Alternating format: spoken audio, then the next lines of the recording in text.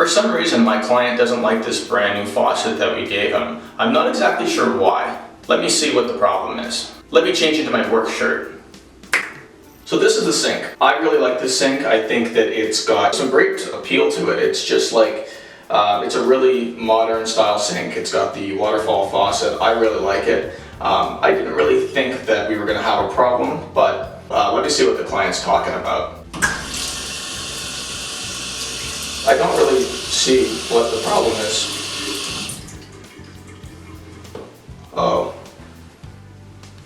no. I think I need to change my shirt. That obviously just won't work. So now let's change the faucet.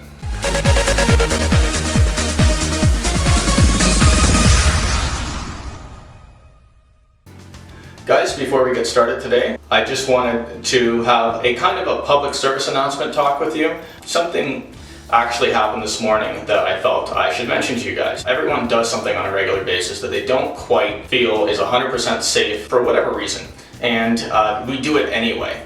I don't know if you can see, but I actually am wearing some band-aids right now. I made a knife this morning because I didn't have a knife on me, and I thought it was a good idea. Let me show you what I'm talking about. A knife, not a knife. This is actually just a regular blade, same blade as we have here. The only difference is this one is wrapped in duct tape.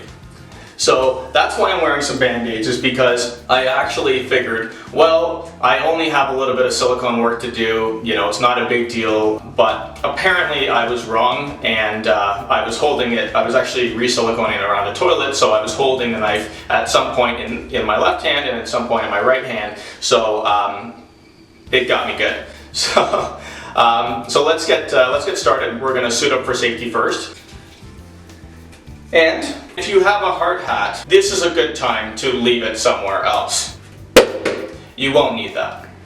So before we start disassembling the actual cabinet and taking out the original faucet, we're just gonna make sure that we have everything that we need. So this is actually what happens to your tools if you leave them in the bed of your truck, even with a tonneau cover covering them in Canada, try to bring your tools in and put them in the house or in the garage when you're not using them. If you were doing this in the right chronological order, where you just changed the vanity, then you could assemble this on the countertop, and instead of going through the vanity and doing it the hard way, we will be kind of crawling up in there. You know, old-fashioned plumber style. Maybe we'll even give you the butt crack and all. And we need a knife as well, and sometimes you even need a screwdriver. Start by removing any doors or drawers that might get in your way. Shut off the shutoffs, and of course make sure they're off. We're going to take a crescent wrench and undo the nuts on the bottom of the flex hoses and shake them out to make sure there's no residual water in there. I like to use a rag just so that I don't have any water inside the cabinet. Now I'm going to undo the screws and the washers from the bottom of the faucet, so I can remove the faucet.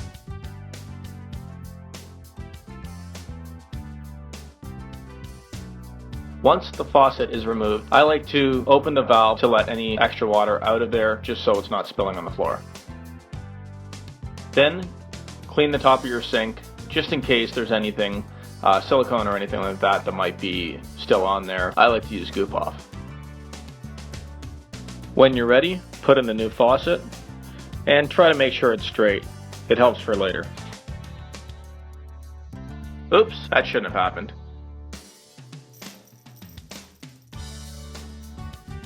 When you're tightening in the faucet, always just double check that the faucet stays in the position you want it in. Make sure it's straight so it's not crooked, and then you can hook up your water lines.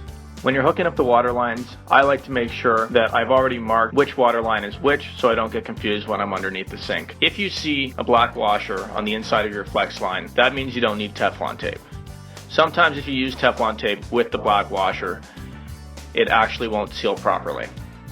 Shut the shutoff on slowly so that you don't blow a seal. Start to check for leaks. When you're confident there's no leaks, I like to adjust the flow of the water.